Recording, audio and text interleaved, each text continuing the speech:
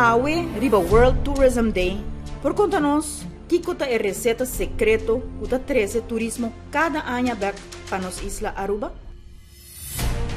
Antes, door kon dat in een verdere opleiding, dus was die nog de MULO of mensen MAVO dan hiermee werken. Dus met dat bij HBS, vrij jong, bij Holanda, kon groepen die hende. E ela toma rumbo para horeca. Dus ela studeert naar hotels, plus HBS naar Holanda. Dus we houden hoge hotels wel naar Den Haag. E ela vai kwalificar mensen mais tanto den cozinha eigenlijk. Sim, sim. E pero su outro amor está su serviço também. Dus serviço e comida. Esse abotocinho de puta seguro secreto com papiamento. Zij de seguro, ja. Nós toda keer de hoop dingen zij den bom qualidade de producten dan, para nós servir nos gasten. Dus uma vez ela chega a Aruba, ela toma over. Wel, ela topa minha mama na Holanda, ela hiba minha mama para Aruba e ve enang nos bij ora na Curaçao, onde ela trabalha para holiday. E na Augusta, die corporate course holiday in Augusta kon ela trabalhar, dus ela wordt mandada para Memphis, kuta corporate hotel die holiday. E ve enang ela wordt mandada diferente holiday enang como troubleshooter. Sim, seguro. Ja, na Amerika door, e também door kunos taia of Aruba. Taia hopi heen naar die Amerika, dus met de keren zei je de hopi die comprende in mercado americano. Kika pas nog staat een huur papiamento restaurant e tata bij bom. In een certo momento huur agora cambiar hisa eigenlijk e imitate mi mama na decidi para bem nos cas para servir nos clientes, dan mientras tanto nos vaak para outro lugar. Clientela grande que está em grande cava, dus nossa cera 2 dias, nossa muda em 2 dias para nos por abrir mais veículos possível para ir reservar na praia. Dus agora nós cambiamos nos restaurante para Washington na Noord Kinan, nós está em die 2 restaurants, nós está em Buccaneer Kinan, e a nós e eigenlijk en nota normaal para abrir um restaurante na Noord, para sua toekomst na praia.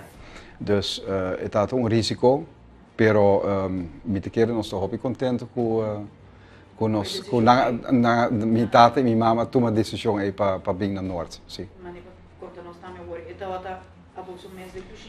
Sim, dus de começamento het had nos cas, dus eigenlijk in familie.